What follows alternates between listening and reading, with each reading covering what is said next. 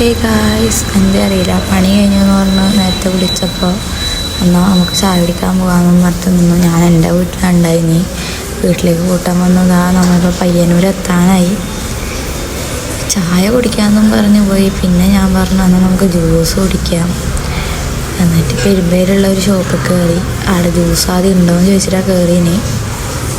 2 pineapple juice order ചെയ്യുന്നുണ്ട്.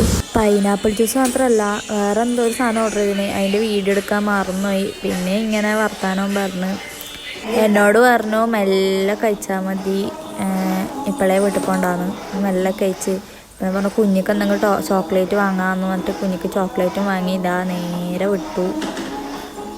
നേരെ വീട്ടിലേക്ക് തന്നെ പോവാറിന് എന്നെ വീട്ടിലും ആക്കി. ഓൻ്റെ വീട്ടിലേക്ക് നേരെ പോയി. എൻ്റെ വീട്ടിലേക്ക് 2 ദിവസം കഴിഞ്ഞിട്ട് നിൽക്കാൻ വരാമെന്നും പറഞ്ഞിട്ട് പോയിട്ടുണ്ട്. Tata bye.